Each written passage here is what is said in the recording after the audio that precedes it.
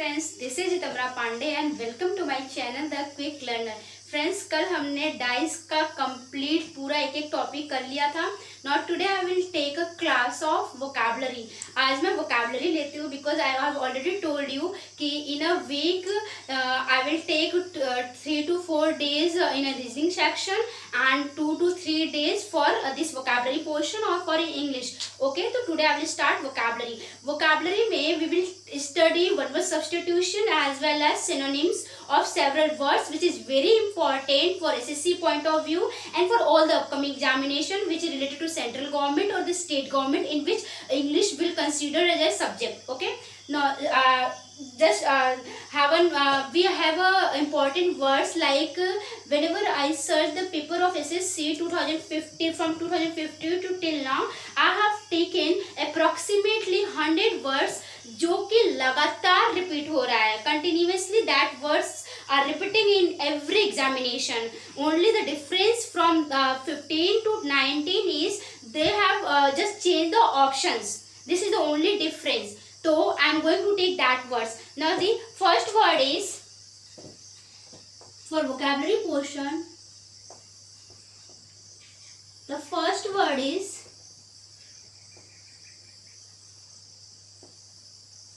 raunchy. Vocabulary.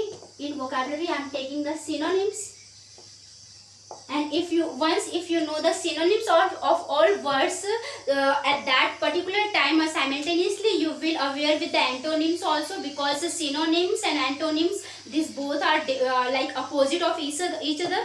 तो raunchy, if we say about raunchy जब word, अगर मैं इसका पूछूं कि raunchy का मतलब क्या होता है तो शायद अभी आप बता नहीं पाओगे। अगर आपको अभी आप शायद अगर डिक्शनरी देख लेते हो या फिर मोबाइल सर्च करते हो तो एट अ टाइम आप बता लोगे कि हाँ भाई रॉन्ची का मतलब ये होता है। लेकिन इसको लॉन्ग टाइम के लिए याद करने के लिए मैं आपको एक ट्रिक भी बताऊंगी। देखो, रॉन्ची का मतलब होता है भद्दा या घटिया। भद्दा या घटिया। आप देखो, इसका पहले ट्रिक हम देखते हैं। अगर हम इसका ट्रिक देखें तो रॉन्ची को हम पढ़ सकते हैं क्या? रांची। रांची से रांची। रांची शहर बहुत ही घटिया है। रांची शहर बहुत ही घटिया है। तो हियर वी सी कि we get the word Ranchi. इस ट्रिक में हमें वो शब्द भी दिख गया रांची, रांची से रांची, और इसका अर्थ क्या है? घटिया या भद्दा। तो इस स्टेटमेंट में, इस ट्रिक में हमको इसका अर्थ भी दिख गया। तो अगर आपको ये याद रहेगा, ये लाइन याद रहेगा कि यार मैम ने बताया था कि रांची शहर ना बहुत ही भद्दा है या घटिया है, तो रांची शहर इज नॉट घटिया। I have just make a trick from that word. Ranchi से रांची मैंने बनाया है। तो आपको यहाँ से याद होगा रांची शहर कैसा है? घटिया है। क्या घटिया है? कौन सा शहर? रांची। तो शब्द आपको मिल गया रांची और उसका मतलब क्या मिल गया? घटिया। जैसे आपके दिमाग में घटिया या भद्दा आया, वैसे क्या ऑकवर्ड आएगा, फिल्थी आएगा, डर्टी, प्रोफेन। प्रोफेन के बाद अगर हम बात करें गटर, फिर अगर हम बात करें बावड़ी, इंपॉर्टेंट वर्ड है बावड़ी। अगर इसके बाद भी हम बात करें तो आपके पास हो जाएगा कोर्स एंड इटीसी। तो आपने देखा कि आपके पास शब्द एक था रॉन्ची, ट्रिक मिला रॉन्ची शहर बहुत ही घटिया है। जैसे ही घटिया आया वैसे ही ऑकवर्ड, बोलते हैं ना लड़का बहुत ऑकवर्ड दिख रहा है, बहुत ही भद्दा दिख रहा है, तो घटिया, ऑकवर्ड। फिर आपने देखा फिल्थी मतलब भी होता है गंदगी या डर्टी। फिर इसका प्रोफेन भी आपका क्या होता है? ऐसी होता है, मतलब घटिया या गंदगी के सेंस में ही होता है। एक इम्प्योर भी वर्ड है, इम्प्योर भी आपका कभी कभी आता है, वैसे तो आता नहीं है। इम्प्योर। तो इम्प्योर। और यहाँ पे देखो गटर आपने देखा ही होगा, गटर गंदगी नाले, तो ऐसे करके हम गटर याद कर सकते हैं। बावड़ी, बोलते हैं ना बावड़ी, देखो कितनी बावड़ी लग रही, कितनी घटिया लग रही है बावड़ी। कोर्स का भी मतलब होता है घटिया दिखना, रफ दिखना। तो ऐसा करके इसके ये सारे क्या हो गए, सिनोनिम्स हो गए। लेकिन आपके एग्जामिनेशन पॉइंट ऑफ व्यू से ऑकवर्ड, फिल्थी, डर्टी, प्रोफेन, ये चारों ही वर्ड बहुत इंपॉर्टेंट हैं। यही एग्जाम में आपके आते ही आते हैं। Now if I take the second word आपके पास है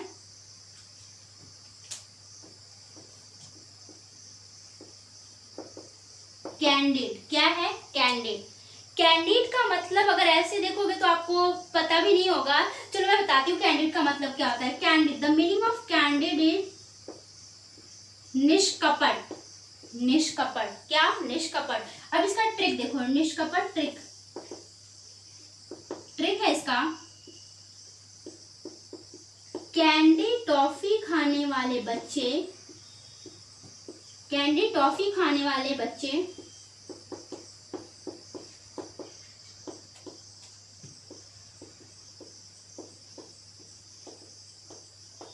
बहुत ही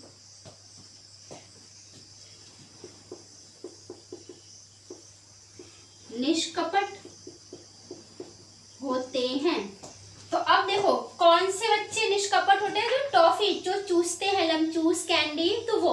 तो कैंडिड से शब्द आपको मिल गया कैंडी। टॉफी खाने वाले बच्चे कैसे होते हैं? निष्कपट, यानी उनके अंदर कोई छल कपट धोखा दिखावा नहीं होता है। जैसे आपके दिमाग में आया निष्कपट, वैसे क्या आ जाएगा आपके दिमाग में? फ्रैंक आएगा। और छोटे बच्चों को आपने जब भी देखा है ना, वो कभी भी घुमा फिरा के बातें नहीं करते, वो डायरेक्ट बातें करते, प्लेन बातें करते, सीधी सीधी बातें करते हैं। तो प्लेन, और वो सीधे बोलते हैं, आउट स्पोकन। फिर आपके पास एक वर्ड बहुत इंपॉर्टेंट होता है, एकदम सामने वो बोलते हैं। ऐसा नहीं कि पीछे चुगली करते हैं। उनके अंदर क्योंकि वो निष्कपट होते हैं तो वो चुगली भी नहीं कर सकते। फोर्स राइट, एकदम सामने सबके बोलते हैं। स्ट्रेट फॉरवर्ड भी होते हैं वो, स्ट्रेट फॉरवर्ड। तो आपने देखा कि आपके पास शब्द क्या मिला? कैंडिड। कैंडिड का मतलब क्या होता है? निष्कपट। तो यहाँ से हमने ट्रिक निकाला, कैंडी टॉफी खाने वाले बच्चे कैसे होते हैं? मतलब जो बच्चे छोटे टॉफी चूसते हैं वो क्या होते हैं? निष्कपट होते हैं, उनके अंदर कोई छल कपट नहीं होता। तो कैंडी टॉफी खाने वाले बच्चे निष्कपट। इस ट्रिक में इसका शब्द भी आ गया और इसके अर्थ भी आ गए। जैसे आपके दिमाग में निष्कपट आया, वैसे आपके दिमाग में आया कि वो फ्रैंक होते हैं, वो कभी भी दिखावा नहीं करते, सीधे बोलते हैं। सीधे मतलब आउट स्पोकन, या फिर स्ट्रेट फॉरवर्ड। स्ट्रेट फॉरवर्ड भी बोलते हैं, सीधे। फिर यह होता है सामने बोलते हैं, पीठ पीछे नहीं बोलते हैं, फोर्थ राइट, सामने बोलते हैं। और वो होते हैं प्लेन होते हैं, सीधे साधे होते हैं। Is it clear? ये आपको समझ आया? तो अभी अगर हम तीसरा वर्ड ले लें तो तीसरा वर्ड आपके पास हो जाएगा यहाँ पे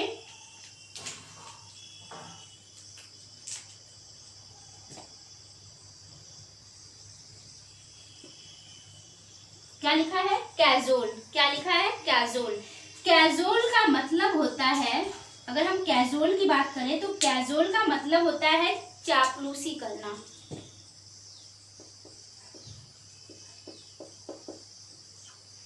चापलूसी करना, चापलूसी करना। अगर हम इसका ट्रिक की बात करें तो इसका ट्रिक होगा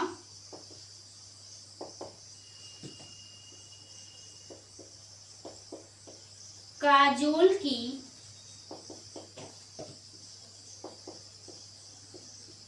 चापलूसी करना बंद करो। काजोल की चापलूसी करना बंद करो। आपको सभी को मालूम है कि Kajol is an actress. Kajol, तो काजोल की चापलूसी करना, बहुत सारे लोग होते हैं ना अपने अपने जो भी उनके फेवरेट एक्टर या एक्ट्रेस होते हैं उनकी बहुत सारी चापलूसी करते हैं, उनकी बटरिंग करते हैं। तो यहाँ पे ट्रिक बन गया, कैजुअल वर्ड है, कैजुअल का मतलब होता है चापलूसी। तो ट्रिक बन गया काजोल की चापलूसी। तो ट्रिक में देखो शब्द भी आ गया काजोल, उसका हिंदी मतलब चापलूसी। और जैसे ही आपके दिमाग में चापलूसी आएगा तो बहुत सारे बच्चों को तो ये वर्ड बहुत ही अच्छे से याद आएगा, फ्लैटरिंग, फ्लैटर या फ्लैटरिंग। फिर चापलूसी का मतलब होता है मक्खन लगाना, बटरिंग, बटरिंग। फिर उसके बाद हो जाएगा लुभाते भी हैं, वो कुछ ना कुछ देकर लुभाने के भी काम करते हैं, ल्योर, कोएक्स, साइकोफेंट,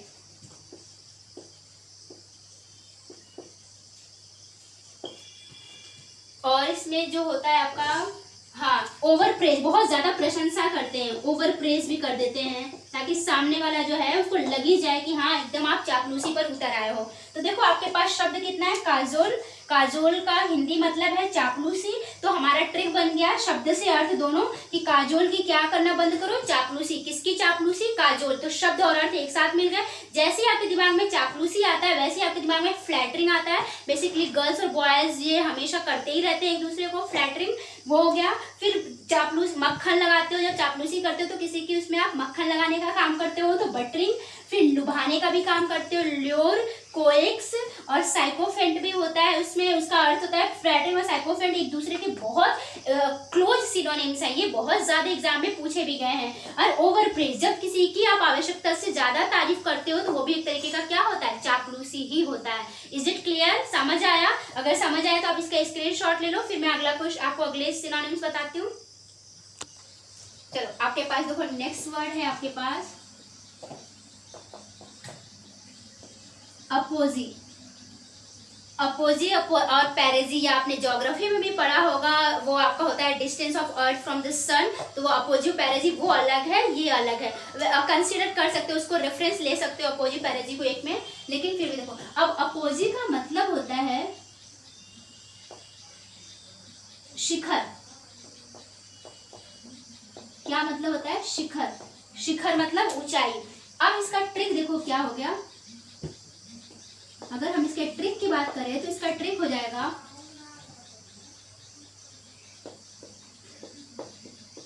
केजरीवाल ने मोदी का अपोज किया तो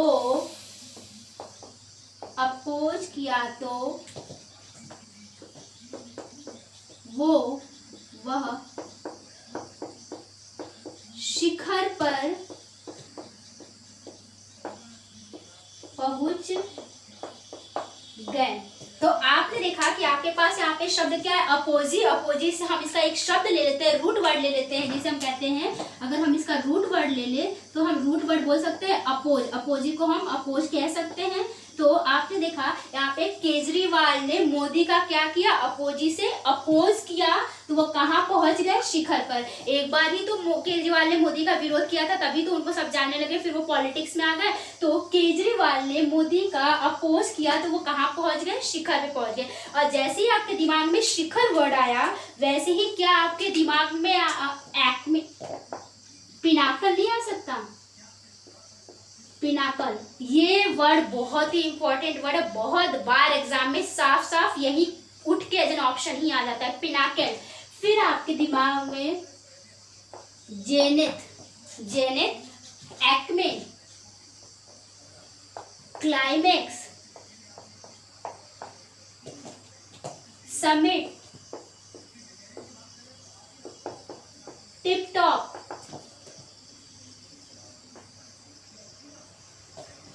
Pinnacle, zenith, Acme, climax, summit, tip top, ये आपके पास जो है इसके सिनोनिम्स निकालेगा। अगर जेनिथ का बोला जाए ना तो जेनिथ का बहुत बार एंटोनिम भी पूछा गया है। तो वहां पर आपको ऑप्शन में मिला है जेनिथ का नादिर। क्या मिला है, नादिर। मतलब जेनिथ मतलब एकदम ऊंचा और नादिर मतलब एकदम नीचा, एकदम गहरा। तो जेनिथ और नादिर एकदम आपस में बहुत ही क्लोज वाले सिनोनिम्स और एंटोनिम्स आ जाते हैं। तो आपने देखा कि शिखर वर्ड आपके दिमाग में आया, तो शिखर वर्ड का मतलब होता है हाइट, ऊंचाई। तो हाइट भी कभी कभी आप कह सकते हो, हाइट। तो देखो शिखर मतलब ऊंचाई पर हाइट। तो आपने देखा शिखर से हाइट, पिनाकल ऊंचाई, क्लाइमेक्स बोलते हैं ना यार, इस पिक्चर का क्लाइमेक्स एकदम बहुत क्लाइमेक्स पर ये सीन है, तो मतलब बहुत ऊंचाई पर है, चरम सीमा पर है, तो क्लाइमेक्स हो गया। फिर एक्मे जो होता है एकदम टॉप पॉइंट ऑफ एनीथिंग, तो एक्मे हो जाएगा आपके पास। फिर समिट बोलते हैं ना, समिट यार ये बहुत ऊंचे पर है, ये बहुत ज्यादा ही प्रोग्रेस कर लिया है, तो समिट। तो आपने देखा कि आपके पास शब्द क्या है, अपोजी, उसका मीनिंग क्या है हिंदी, शिखर। तो यहाँ से ट्रिक हमने निकाली कि मोदी ने केजरीवाल ने मोदी का अपोज किया तो कहाँ पहुंच गए, शिखर पे। जैसे ही शिखर वर्ड आया, height, climax, tip top, summit, zenith, और उसके बाद आपके पास अपेक्स, ये आपके पास आ गया। अपेक्स भी होता है एक वर्ड, अपेक्स हॉस्पिटल आपने देखा होगा, अपेक्स हॉस्पिटल भी होता है, मतलब वो हॉस्पिटल अपना नाम ही अपेक्स रखा है क्योंकि वो अपने आप को क्या कंसीडर करता है, वो अपने आप को बहुत ऊंचाई पे कंसीडर करता है। अपेक्स हॉस्पिटल आपके वाराणसी में भी है, अपेक्स हॉस्पिटल आपके दिल्ली में भी है, तो अपेक्स समझ आया ना। दूसरा वर्ड अगर हम ले लेते हैं, दूसरा वर्ड है आपके पास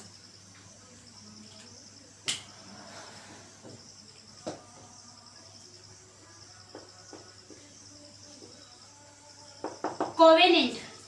कोवेनेंट का मतलब क्या होता है, समझौता। समझौता। अब इसका देखो ट्रिक क्या निकल कर आ गया। कोवेनेंट को हम ऐसे पढ़ सकते हैं क्या, कोवेनेंट को हम ऐसे बोल सकते हैं, कोवेएंट। कोवे मतलब कौवा, एंड मतलब चींटी। तो इसको हमने तोड़ा, इस वर्ड को हमने 2 पार्ट्स में तोड़ा, कोवे and, covenant, Kove and covenant. तो यहाँ पे हम लिख सकते हैं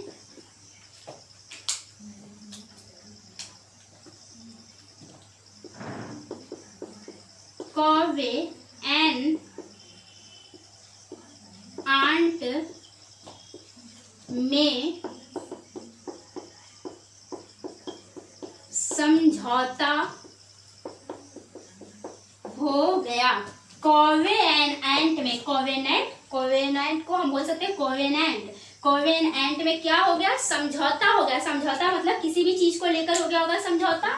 तो देखो समझौता, तो आपके पास शब्द मिल गया कोवेनेंट और इसका हिंदी में मतलब मिल गया समझौता। जैसे ही आपके दिमाग में ये हिंदी अर्थ समझौता आया, क्या आपके दिमाग में एग्रीमेंट नहीं आ जाएगा, एग्रीमेंट। अगर एग्रीमेंट आया तो क्या आपके दिमाग में हार्मोनी नहीं आएगा। हार्मोनी मतलब बहुत ही ज्यादा सौहार्द के साथ किसी कार्य को करना, किसी के साथ समझौता करना। अगर आप किसी के साथ समझौता करते हो तो आप उसके साथ कैसा रिश्ता बना के रखते हो, सौहार्द वाला, प्रेम वाला, वो हो गया। फिर आपके पास आ जाएगा अलायंस। अलायंस आप देखते हो ना, बहुत बार न्यूज में ये वर्ड रहता है कि मोदी ने इनके साथ अलायंस कर लिया या फिर किसी फॉरेन कंट्रीज के साथ अलायंस कर लिया। तो अलायंस, एग्रीमेंट, हार्मोनी, अलायंस, समझौता का ये हो सकता है। और फिर उसके बाद ये बेसिकली ये तीनों के तीनों वर्ड भी बहुत बार एग्जाम में पूछे गए हैं और ये बहुत बार आते भी हैं। तो आपके एग्जाम में हो गया एग्रीमेंट, हार्मोनी, अलायंस। एक बार वर्ड आया था यूनिसन। यूनिसन भी एक बार आपके पास एग्जाम में वर्ड आया था, यूनिसन। तो हम ये बोल, लेकिन ये एग्रीमेंट, हार्मोनी, अलायंस ये बहुत इंपॉर्टेंट है। यूनिसन जो है ना, ये आपका एग्जाम में कभी कभी पूछा गया है, ज्यादा नहीं पूछा गया है। और अगर इसमें एक आध शब्द हम देख लेते हैं तो एक कॉन्सोनेंस भी हो जाता है, लेकिन कभी कदार आता है कॉन्सोनेंस। तो बस आपको ये देखना है कि कोवेनेंट का मतलब होता है समझौता, तो कोवे और आंट में क्या हो गया, समझौता हो गया। जैसे समझौता आया वैसे आपके दिमाग में एग्रीमेंट, हार्मोनी, एग्रीमेंट, समझौता, हार्मोनी मतलब सौहार्द स्थापित करना। फिर आपके पास आ गया अलायंस। अलायंस, आप अलायंस वर्ड से आप मोदी को याद कर सकते हो कि हाँ, मोदी ने बहुत लोगों के साथ अलायंस किया है, कंपनियों के साथ, फॉरेन कंट्रीज के साथ, तो अलायंस हो गया।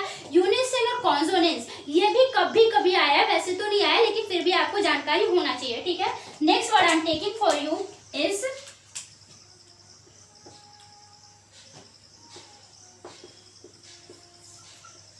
ऐसे। क्या है ये, ऐसे। ऐसे देखो, वो निबंध वाले ऐसे में ई होता है, यहाँ पे ए है, अंतर समझो। निबंध वाला जो ऐसे में बोलते हैं वहां पे ESSAY होता है, वो ऐसे का मतलब होता है निबंध। लेकिन यहाँ पर ASSAY है, ऐसे, इसका मतलब होता है मूल्यांकन करना। मूल्यांकन करना। अगर हम इसके ट्रिक की बात करें तो इसका ट्रिक हो जाएगा, राजू अपना ऐसे लिखवाकर, ऐसे लिखकर अध्यापक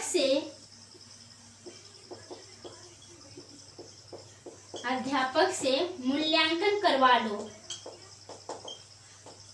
मूल्यांकन करवा लो।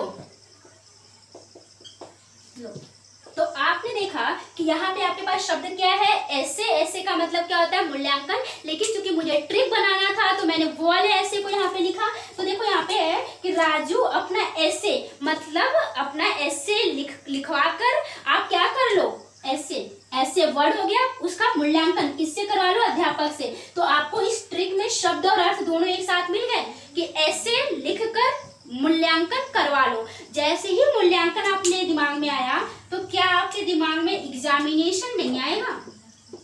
एग्जामिनेशन,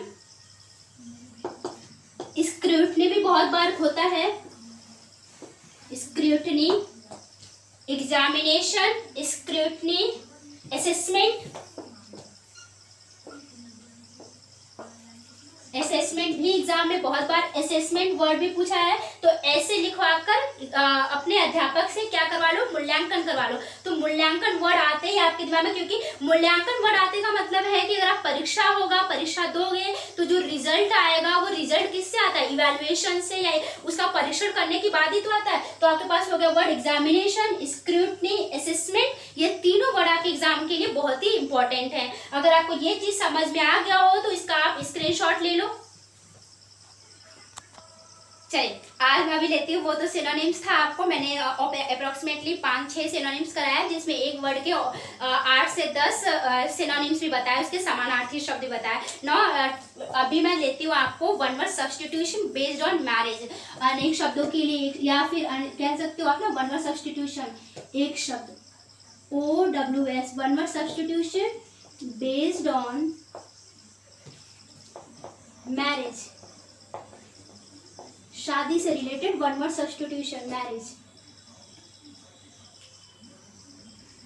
देखो अगर हम one word substitution based on marriage करें तो मैरिज, शादी एक ऐसी प्रक्रिया है जिसमें बहुत तरह की चीजें शामिल होती हैं। उसमें कुछ लोग तो एक शादी करते हैं, कुछ 2 शादी करते हैं, कुछ बहुत सारी शादियां करते हैं। उसमें शादी होता है तो तलाक भी होता है, उसमें तलाक का रीजन बनता है व्यभिचार। तो ये सारे वर्ड्स आपको एक साथ मैं लेके चलती हूँ। देखो पहला वर्ड हम ले लेते हैं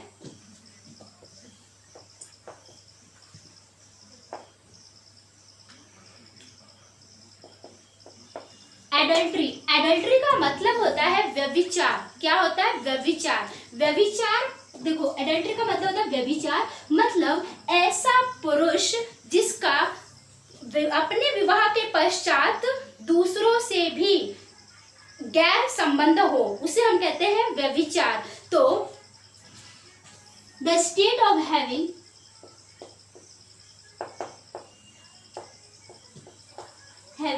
extra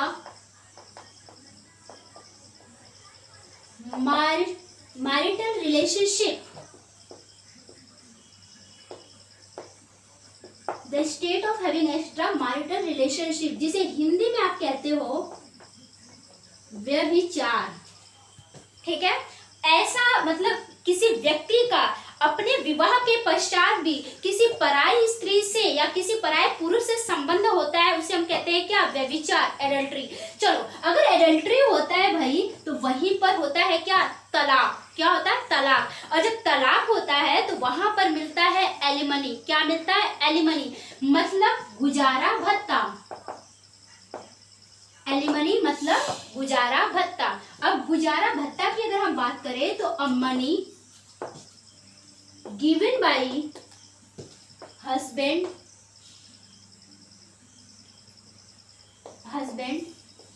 to his wife on divorce। तलाक के पश्चात पति के द्वारा पत्नी को दिए जाने वाला पैसा कहलाता है एलिमनी, गुजारा भत्ता। अब कुछ लोग ये कहेगा कि पत्नी क्यों नहीं देती है, तो पत्नी इसलिए, पत्नी के लिए ये शब्द बना ही नहीं है क्योंकि पत्नी तो खुद ही गई रहती है पति के घर में। तो हमेशा जो है यहाँ पे एलिमनी वर्ड, इसमें पति पत्नी को तलाक के बाद जो है अपना पैसा देता है, उसको गुजारा भत्ता कहते हैं। और मतलब उसको गुजारा करने के लिए उसे हम क्या कहते हैं? एलिमनी, गुजारा भत्ता। और money given by husband to his wife on divorce, तलाक के बाद। तीसरा वर्ड आता है आपके पास, देखो एक और वर्ड है। अगर एलिमनी आया तो मैंने सोचा साथ में पिन मनी करा दें। पिन मनी का मतलब होता है घरेलू खर्च के लिए दिया जाने वाला पैसा। मतलब a money given by husband, a money given by husband wife for daily expenditure,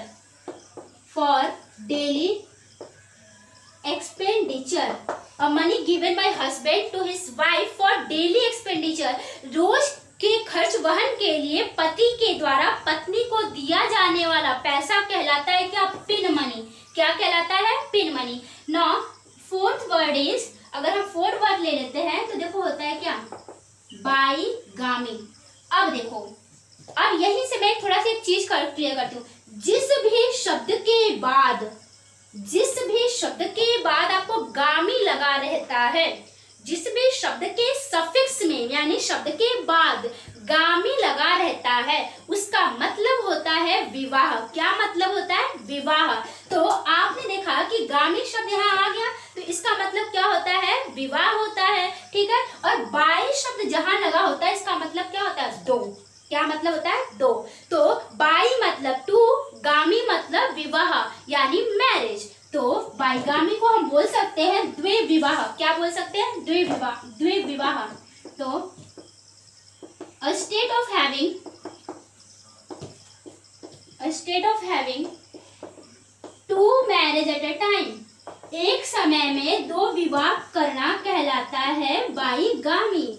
वह स्थिति, वह सिचुएशन जब एक समय में व्यक्ति दो शादी किया रहता है। द्विविवाह, बाई मतलब दो, गामी मतलब विवाह। तो यानी कि जिस भी शब्द के बाद गामी लगा रहेगा, वहां पे आपके एकदम दिमाग में क्लिक करना चाहिए कि अरे इसका मतलब तो मैम ने बताया था कि गामी मतलब शादी, तो अब वो कोई ना कोई वर्ड ऐसा ही होगा जो शादी से रिलेटेड होगा। नाउ सी, तीसरा वर्ड आपके पास आता है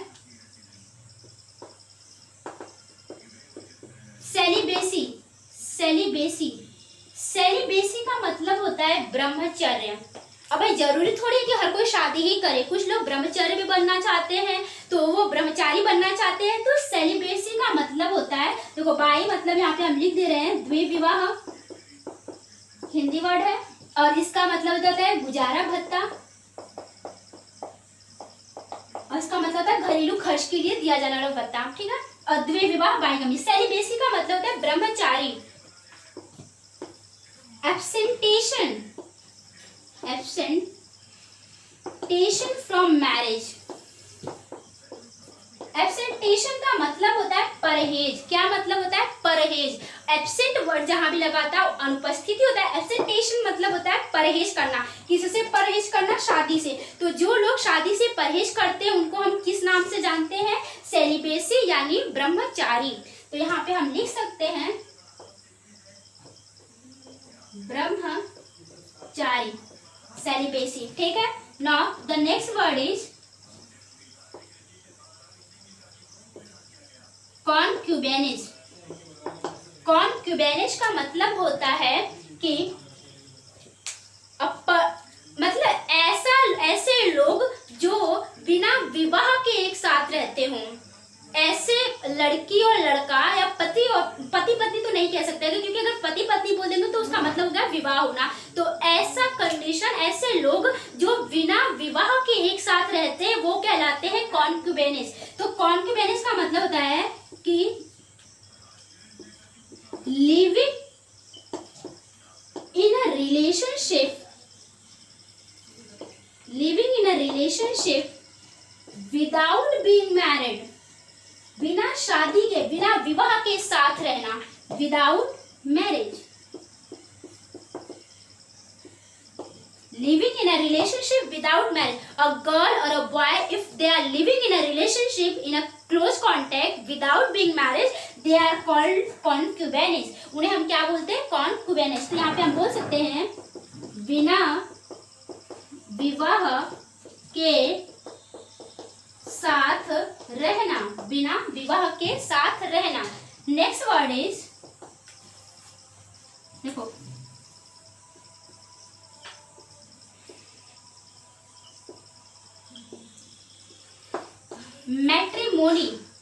मैट्रिमोनी से तो आप जानते ही हो कि मैट्रिमोनियल साइट चल रहा है आजकल। तो बहुत ज्यादा एडवर्टीजमेंट भी आता है कि मैट्रिमोनियल साइट पे अपने आप को रजिस्टर करें, यानी कि सिचुएशन और स्टेट ऑफ बीइंग मैरिड। तो हम यहाँ कह सकते हैं a state of being married, a state of being married, शादी हो जाना, मैट्रिमोनियल साइड से शादी होती है तो शादी हो जाना, स्टेट ऑफ बीइंग मैरिड। अगला आ गया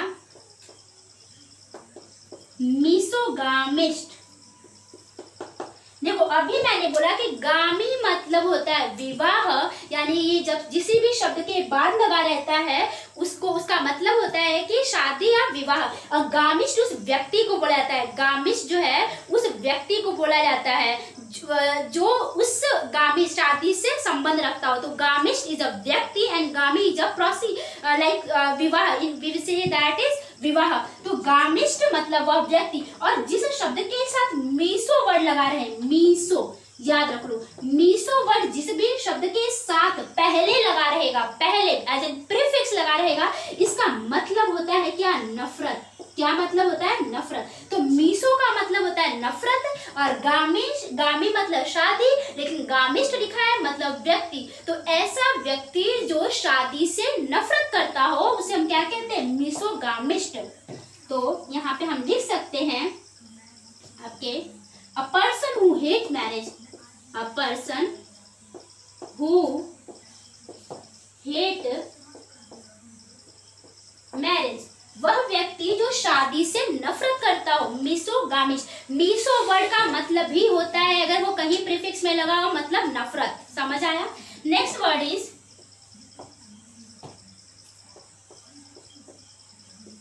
देखो मोनोगामी। मोनो का मतलब होता है सिंगल, एक, गामी मतलब विवाह, यानी कि a person having one marriage at a time is called monogamy. एक विवाह एक बार में होना क्या कहलाता है, मोनोगामी, एक विवाह। तो a state of having one marriage at a time, state of having one marriage at a time, a state of having one marriage at a time, this is called monogamy। यानी मोनो मतलब mono जिस भी शब्द के पहले लगा रहेगा उसका मतलब होता है एक, गामी मतलब विवाह, तो एक विवाह। ठीक है, ये वर्ड आपके पास हो गया। अब इसके बाद जो है मैं आपको 2-3 वर्ड और करा के मैरिज का पूरा खत्म करती हूँ। आप इसका स्क्रीनशॉट ले लो।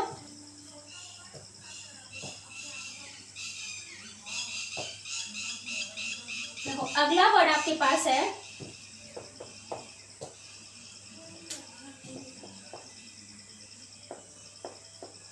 देखो, अगर मोनो लगा रहता है तो मतलब एक, सिंगल, गामी मतलब विवाह, एक विवाह। अगर पॉली, तो यहाँ पे पॉली जिस भी शब्द के साथ लगा रहता है, पॉली का मतलब होता है बहु, मोर देन वन, एक से ज्यादा। तो पॉली जिस भी शब्द के पहले पॉली लगा होता है इसका मतलब होता है वहां पर एक से ज्यादा की बात की जा रही है। क्योंकि यहाँ पे पॉली के बाद गामी लग गया तो किसकी बात हो रही है, एक से ज्यादा विवाह की बात हो रही है। A state of having more than one marriage at a time, a state of having more than one marriage at a time, यानी इसको हम एक अपने अलग वर्ड में बोल सकते हैं बहुविवाह।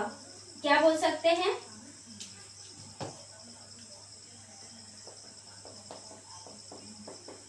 बहुविवाह, एक से ज्यादा शादी, बहुविवाह। अब देखो पॉलीगामी आया तो यही से एक वर्ड आया भाई पॉलीएंड्री। क्या आया, पॉली मतलब मैंने कहा जिस भी शब्द के पहले पॉली लगा होता है वहां पे मतलब होता है बहुत, एक से ज्यादा। अब चूंकि एंड्री लग गया तो किसी शब्द के बाद यदि एंड्री वर्ड लगता है, एज इन सफिक्स लगता है, एंड्री वर्ड जब भी लगेगा इसका मतलब होता है ये हस्बैंड से रिलेटेड होता है। किससे रिलेटेड होता है, हस्बैंड, हस्बैंड्री, पति से रिलेटेड होता है। तो एंड्री जिस भी वर्ड के बाद लगता है इसका मतलब होता है कि वहां पे पति की बात की जा रही है, और पॉली से पहले लग गया इसका मतलब बहुपतित्व, बहुपतित्व, यानी कि इसको हम हिंदी में बोल सकते हैं बहुपतित्व, यानी a women having more than one husband at a time, a state of having state of having more than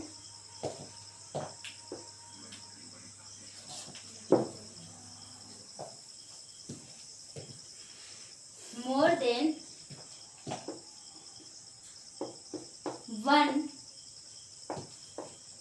husband at a time, वह स्थिति, वह कंडीशन जहां पर एक से ज्यादा पति हो, उसे हम कहते हैं पॉलीएंड्री। पॉली मतलब बहु, एंड्री मतलब पति, तो बहुपतित्व। अब एक लास्ट वर्ड है इसमें, पॉलीएंड्री लास्ट वर्ड है आपके पास।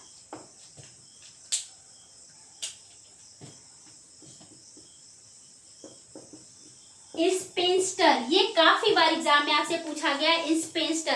स्पेंस्टर का मतलब होता है अधेड़ महिला, ऐसी महिला जो बहुत ज्यादा उम्र की हो गई हो लेकिन उसका विवाह नहीं हुआ है, तो अधेड़ महिला। अधेड़ महिला an elderly unmarried women, an elderly unmarried women, ऐसी महिला जो बहुत उम्र की हो गई हो और उसकी शादी नहीं हो, उसे हम क्या कहते हैं? स्पेंस्टर। स्पेंस्टर, अगर स्पेंस्टर आ गया तो हम यहीं पे एक शब्द बोल सकते हैं क्या?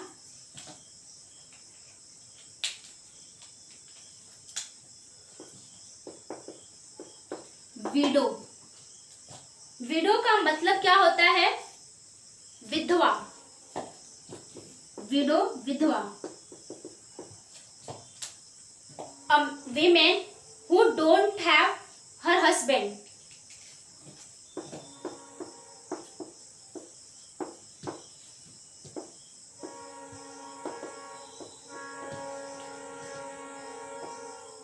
her husband, ऐसी महिला जिसका अपना पति नहीं हो, उसे हम क्या कहते हैं? विडो, विधवा। ठीक है, तो ये आपके पास कुछ वन वर्ड सब्स्टिट्यूशन थे बेस्ड ऑन मैरिज। इसमें क्या क्या हुआ है? पहले शादी हुई, एक विवाह हुआ, दो विवाह हुआ, बहुपतित्व हुआ, अधेड़ महिला आया, फिर अगर तलाक हुआ तो इसमें एलिमनी आया, पिन मनी आया, अगर शादी नहीं हुई तो सेलिबेसी, या फिर अगर शादी ना करके भी कोई अलग से संबंध रखता है, यानी कि बिना विवाह के संबंध रखना, वो सारे वर्ड आपको मैंने यहाँ पे करा दिए। अगर वन वर्ड सब्स्टिट्यूशन कभी भी अगर मैरिज से रिलेटेड आता है तो इनसे एक भी शब्द बाहर नहीं जाएगा, कभी आज तक नहीं गया है और आगे भी कभी इससे बाहर शब्द नहीं जाएगा। If one word substitution will come in the examination based on the topic of marriage. Is it clear to everyone? So please note it down or just take a screenshot of this all. Please like this video, subscribe my channel and share these videos to your friends also, so that they can also get the this kind of knowledges. Is it clear to everyone? Thank you so much to everyone.